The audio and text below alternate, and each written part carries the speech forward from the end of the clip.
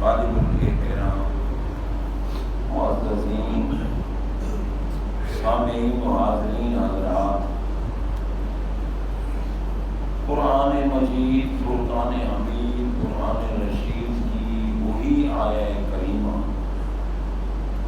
جو گزشتہ 2 جمعوں سے تلاوت کی جا رہی ہے، آج بھی انہی کلمات طیبات کی تلاوت کا شرف حاصل کیا۔ رب العالمین جل شانہ کا ارشاد پاک ہے،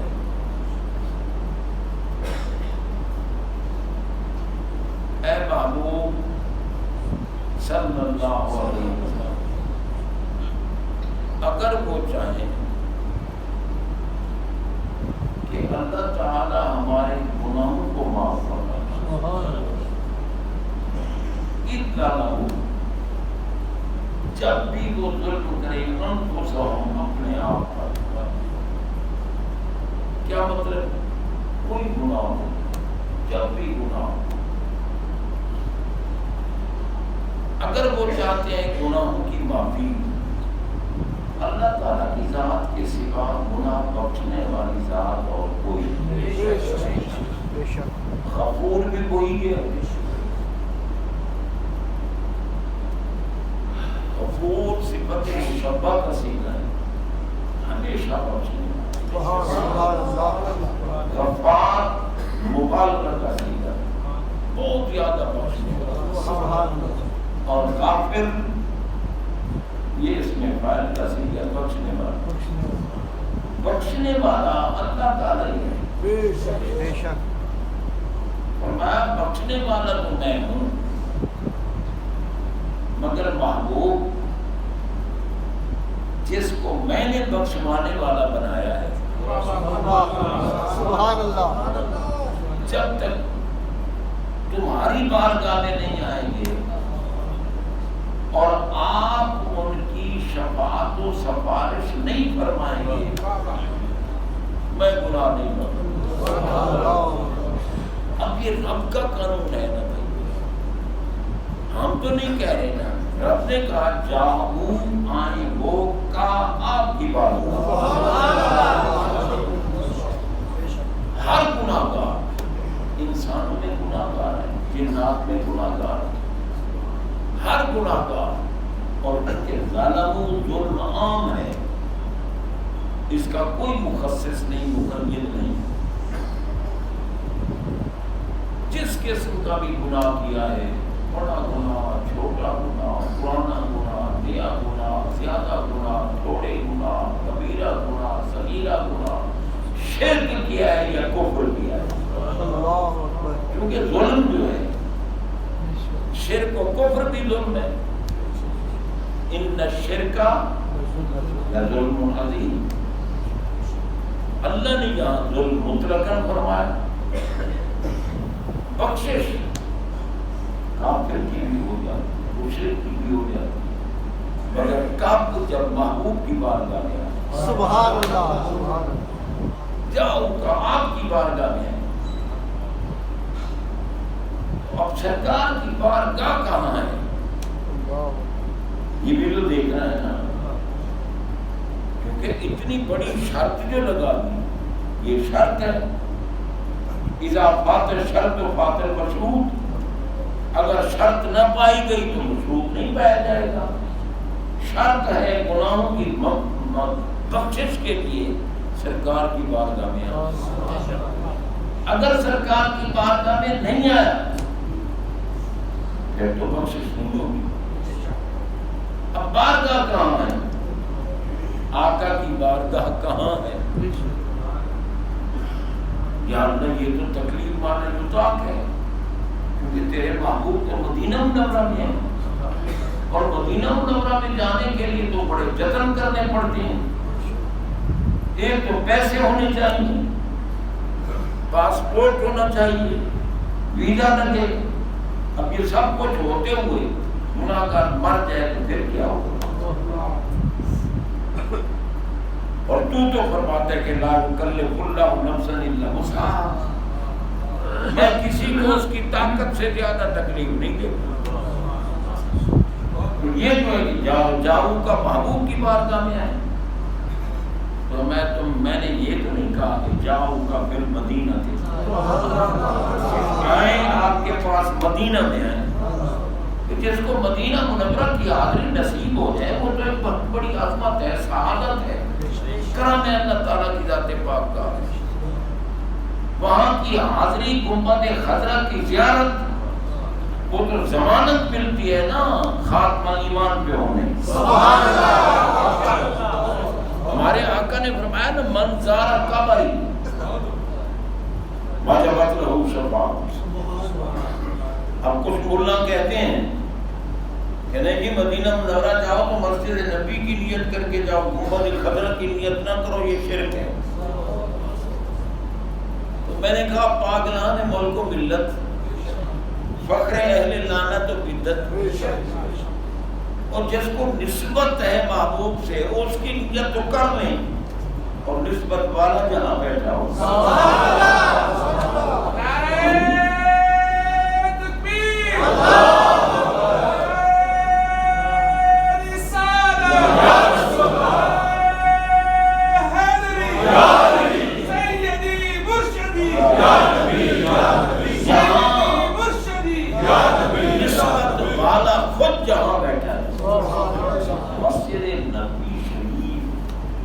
نسبت ہے سرکار مسجد نبی اور اللہ پاک میں تو بیٹھے ہیں دل میں نہیں یار. پھر محبوب کے پاس جانے سے شرک کیسے ہوتا ہے؟ اگر ہم اپنے ماں باپ کی قبروں کی زیارت کریں تو ہمارے آقا فرماتے ہیں کہ من زارا قبر ابویہ یوم الجمعۃ او احدہما غفر لہ وکتب برا. فرمایا جو جمعہ کے دن ماں باپ کی قبروں کی زیارت کرے. اب زیارت بدعقیدہ تو کرتا ہی نہیں، زیارت تو کرتا ہی صحیح العقیدہ ہے، اور زیارت کے لائق بھی وہی ہوتے ہیں جو صحیح العقیدہ ہو. ماں باپ بھی صحیح العقیدہ ہیں، اولاد بھی صحیح العقیدہ ہے.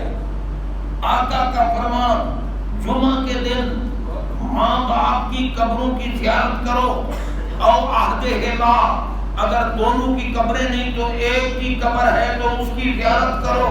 غفر لہ زیارت کرنے والے کے گناہ بھی بخش دوں گا، وکتب برا اور نیکوں میں لکھوں گا. حدیث پاک ہے ماں باپ کی قبروں کی زیارت کرنے والے کے گناہ بھی معاف اور نیکوں میں بھی لکھا ہے.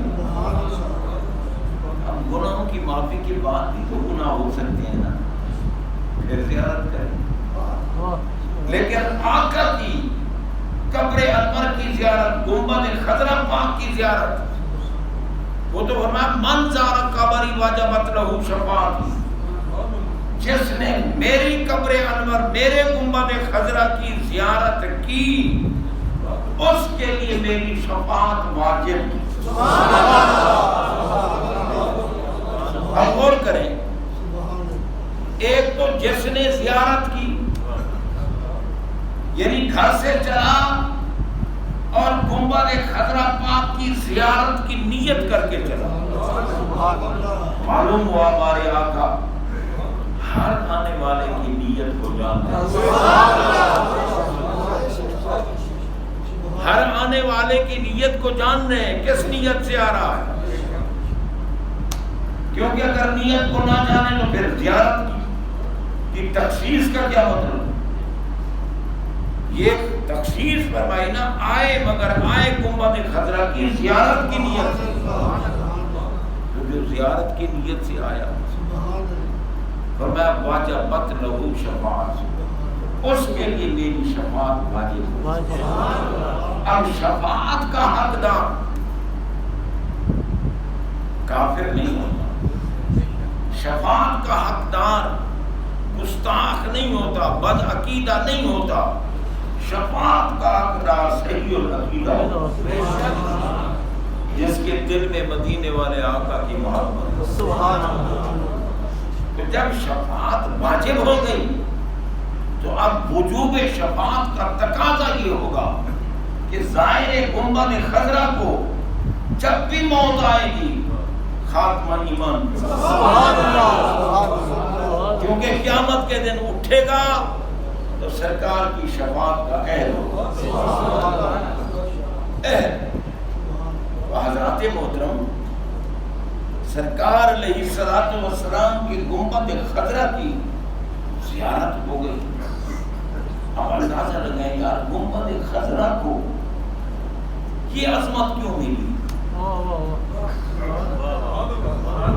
کہ بھائی ظاہر گنبد خضرا کا خاتمہ بھی ایمان پہ ہوگا، شفاعت بھی واجب ہو گئی، تو یہ عظمت ملی کیوں؟ اس لیے ملی کہ ہمارے آقا اس میں جلوہ فرما، ہمارے آقا اس میں جلوہ فرما ہیں، اس لیے گنبد خضرا کو یہ مقام ملا۔ گنبد خضرا کو میرے آقا علیہ السلام کی بیرونی نسبت حاصل ہے۔ گنبد خضرا میں میرے آقا کا خون پاک شامل نہیں۔ گنبد خضرا پاک آقا کے جسم اطہر کا حصہ نہیں، صرف بیرونی نسبت حاصل، اور جس کے جسم میں خون مصطفیٰ موجود ہے۔ سبحان اللہ، سبحان اللہ، واہ واہ واہ، جو نبی کے جسم کا حصہ ہو، آقا کا خون طاہر جسم میں موجود ہو، سبحان اللہ، تو بھائی میرے آقا کی جتنی اولاد ہے اس میں تو خون مصطفیٰ شامل ہے۔ سبحان اللہ، سبحان اللہ، وہ تو خون پاک اور جسم پاک کا حصہ ہے، جتنی بھی اولاد ہے۔ اسی لیے آپ نے فرمایا اقربوا اولادی الصالحون للہ والطالحون لی، فرمایا میرے ماننے والوں، اپنے آپ کو عاشق رسول کہلانے والوں، تمہارا عشق اور محبت کا دعویٰ تب سچا ہوگا جب میرے حکم پر عمل کرو گے۔ میں حکم دے رہا ہوں کہ میری اولاد کی عزت کرو، سبحان اللہ، سبحان اللہ، میری اولاد کی عزت کرو۔ الصالحون للہ والطالحون لی، اگر نیک ہیں تو پھر اللہ کے لیے عزت کرو، اور اگر اعمال میں کوئی کمزوری ہو تو مجھے دیکھیے گا۔ آج کل ملا کہتے ہیں ہاں جی سید اگر عالم ہو، اگر باعمل ہو، اگر متقی ہو پھر تو وہ قابل عزت ہے، ورنہ نہیں۔ اب میں نے کہا تم تو گدھوں سے بھی بدتر ہو گئے۔ بے شک گدھوں کو بھی پہچان ہے کہ ہمارے آقا کیا ہے اور ان کی اولاد کیا ہے۔ سبحان اللہ، سبحان اللہ، حضرات محترم، کتوں کو بھی پہچان ہو جاتی ہے، یہ نیک ہو تو پھر کیا تمہیں نبی کی نسل پاک تمہیں بد نظر آتی ہے، بدکار نظر آتی ہے؟ کیوں دیکھتے ہو ان کی برائی کی طرف؟ ان کی اچھائی کی طرف دیکھو، نسبت نہیں ٹوٹ سکتی۔ بے شک میرے آقا نے فرمایا کل نسب و سبب ینقطع یوم القیامت الا سببی و نسبی، واہ واہ واہ، سبحان اللہ، فرمایا ہر نسب ہر رشتہ قیامت کے دن ٹوٹ جائے گا، نہ میرا نسب ٹوٹے گا نہ میرا رشتہ ٹوٹے گا، سبحان اللہ، سبحان اللہ، قیامت کے دن۔ اب ایمان سے بتاؤ، اعلیٰ حضرت بریلی کے تاجدار پڑھے لکھے تھے، سبحان اللہ، یا یوں ہی اعلیٰ حضرت کہتے ہیں ان کو، پڑھے لکھے تھے، مجدد دوران تھے، علوم ظاہریہ اور باطنیہ کے بحر بے کنار تھے، اور قطب دوران تھے۔ انہوں نے فرمایا تیری نسل پاک میں واہ واہ واہ سبحان اللہ انہیں تو نبی کی نسل میں کوئی ناپاک نہیں نظر آیا. میں ایک جگہ عرس پاک پہ گیا, وہ جو سجادہ نشین تھے انہوں نے میرے ذمہ لگا دیا کہ آپ نے عظمت سادات پہ گفتگو کرا. سبحان اللہ. ٹھیک ہے بھائی, میں نے اسی موضوع پہ گفتگو. جب ختم شریف ہو گیا اور ہم اٹھے, ایک بہت بڑے آستانے کے پیر صاحب مجھے فرمانے لگے چکو چکو سیدن چکو سیدن چکو, عمل کی گل نہ کرنا. میں کہا حضور عمل کے لیے آپ تھوڑی, اللہ واہ واہ واہ نبی پاک کی نسل میں تو عمل ہے ہی نہیں. اللہ نہیں میں سیدہ کا دشمن نہیں, میں سیدہ کا مخالف نہیں, میں کب کہہ رہا ہوں, وہ تو آپ کا دل گواہی دے رہا. بے شک میں تو نہیں کہہ رہا نا کہ آپ سیدوں کے دشمن ہیں, آپ کا دل بول رہا ہے. خدا کے بندوں, نبی کی نسبت ہو یار, دقیانوسی دور کے ولیوں کی نسبت کتے کو حاصل ہو جائے وہ جنتی ہو جائے. سبحان اللہ سبحان اللہ.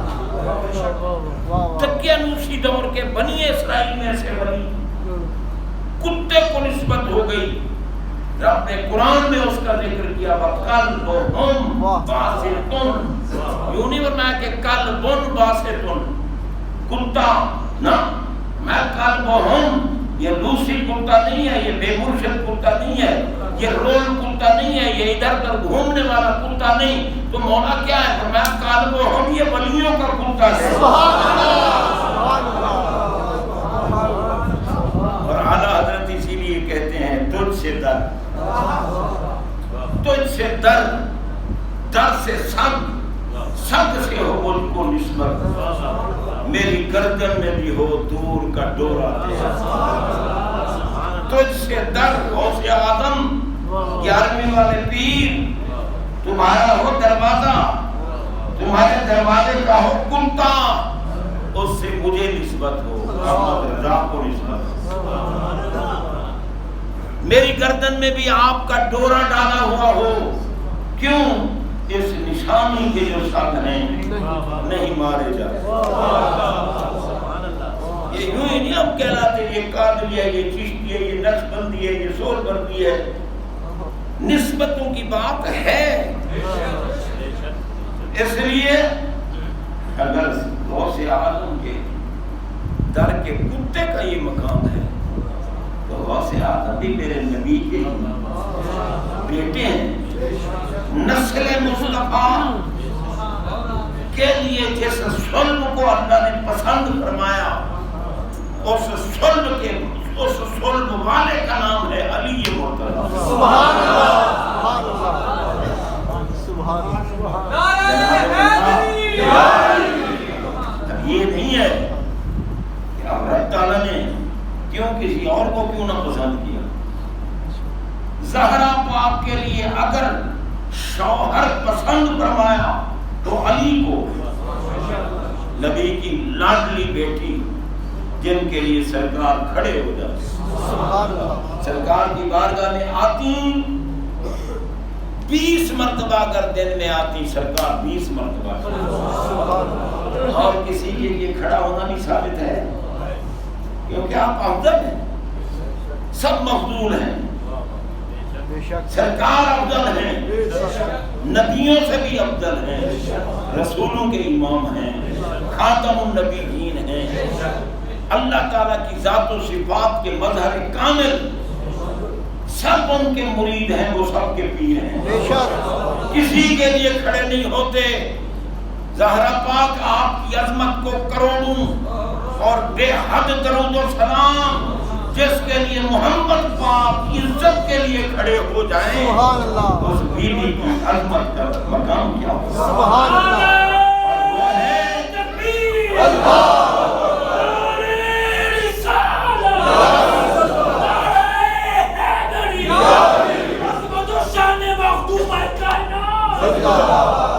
جناب بندہ.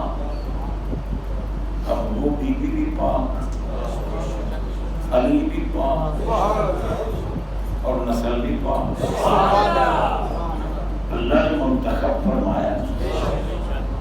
تو بھائی نسبت کی بڑی بات.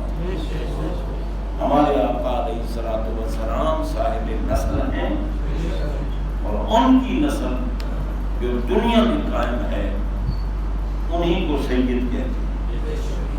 وہ حسن پاک ہیں, حسین پاک ہیں, ان کی اولاد سید کہلاتی ہے. اس کے علاوہ مولا کائنات علی پاک کی اولاد بھی جو دوسری ازواج مطہرات میں سے ہیں وہ سید نہیں کہلوا سکتے. وہ قرشی ہیں, وہ ہاشمی ہیں. سید صرف وہ ہیں جو حسنی ہیں, حسین. آج کل تو بہت سید بننے شروع ہو گئے. ہمیں لوگ کہتے ہیں جی بناوٹی سید ہو تو کیا پھر اس کی بھائی بناوٹی کی بات کون کرتا ہے یار؟ سادات کی تعلیم سے انکار کرنے کے لیے یہ بہانہ بناتے ہو کہ بناوٹی سید, اور بناوٹی کو تو سید نہیں کہتے. اس پر تو میرے نبی نے بھی لعنت کی ہے. ہم لعنتیوں کے لیے نہیں کہہ رہے, ہم جنتیوں کے سردار. سبحان اللہ, سبحان اللہ. اللہ تعالیٰ